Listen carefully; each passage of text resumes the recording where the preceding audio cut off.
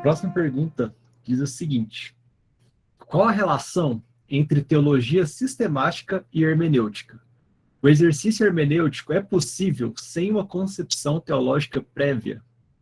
Excelente pergunta, porque a gente pode retomar um pouquinho daquela conversa lá do começo sobre os pressupostos. Ninguém vai ao texto sem pressupostos. Ninguém. A grande pergunta é, esses pressupostos, eles são legítimos para a interpretação bíblica? Em outras palavras, eu estou sendo respeitoso ao usar esses pressupostos, ao pensar esses pressupostos para o texto? Então, nesse sentido, é muito curioso, mas em termos cronológicos da nossa vida, nós sempre temos a sistemática como um sistema ou uma forma anterior à própria teologia bíblica. Talvez seja um pouco assustador, mas na construção teológica, a teologia bíblica precede a teologia sistemática. Mas, cronologicamente, na nossa vida, a teologia sistemática precede a teologia bíblica. Por quê? E aí há uma retroalimentação, que eu vou falar daqui a pouco.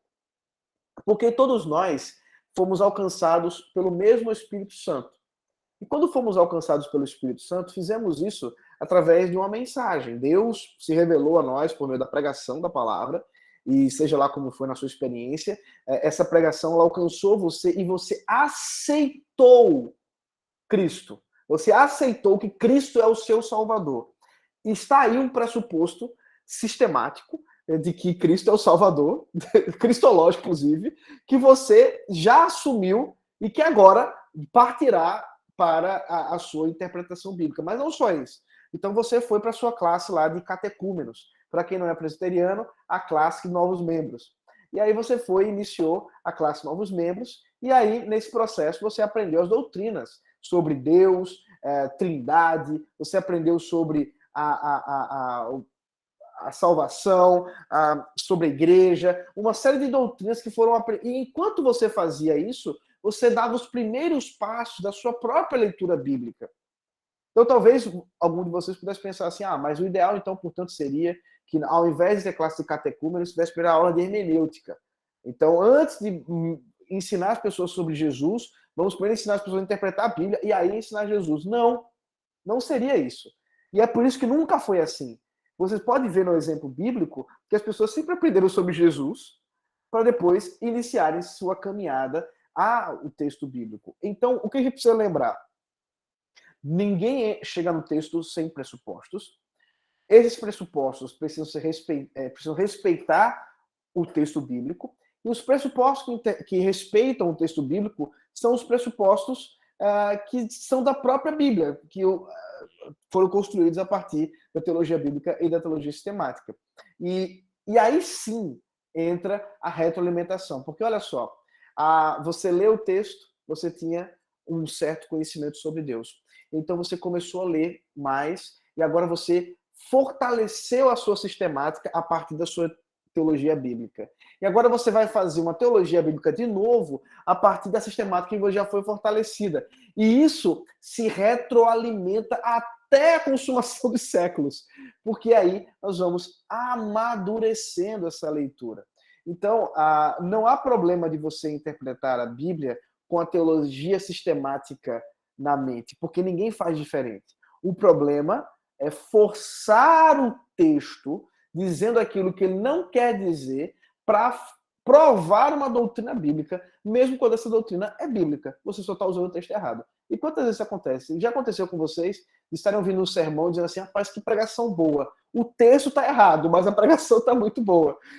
Se ele tivesse usado um outro texto, a pregação ia ser melhor ainda. Ela é bíblica, ela está recheada de verdades bíblicas, mas simplesmente não é o que o texto está dizendo.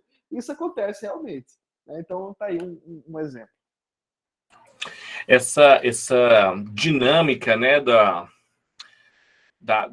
ida e vinda da teologia bíblica, da teologia sistemática, foi o que essa essa dinâmica, né, a percepção dessa dinâmica foi o que me capturou na metáfora que você já mencionou aqui, da espiral hermenêutica, né, do Grant Osborne, que eu já tinha ouvido falar do círculo hermenêutico, né, do Heidegger, mas o círculo fica parecendo, o que também é próprio da metáfora, né, que a gente vai andando em círculo e é um círculo, né, é uma caminhada meio que viciada.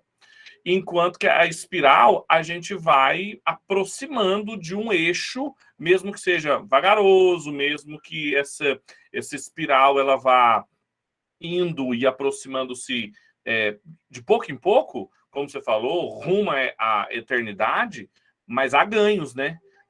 Cada vez que a gente vai e volta e é transformado e torna-se cada vez mais consciente dos seus próprios pressupostos, do seu próprio contexto, do que está acontecendo ao seu redor, e essa metáfora ela é pungente, né? Eu não sei se ela é propriamente só dele, se ela já veio de outra pessoa, não sei se você também mencionou ela, se quer também ampliá-la.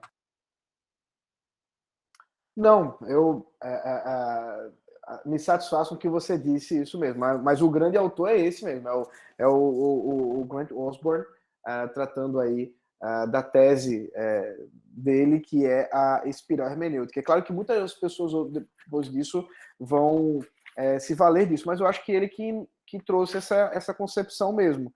Agora você me pegou, não sei a gênese da tese, não, mas eu acredito que sim. Eu acho que é dele. Quando eu li o livro tem tempo, foi quando saiu, né, no Brasil, 2009, né? Mas assim, fiquei encantado com o livro, assim, muito robusto, né? Assim, é uma obra avançada. Mas me parece que a hipótese é dele mesmo, assim. E como que ela completa essa imagem só do círculo hermenêutico heideggeriano, né? É muito interessante. Nossa.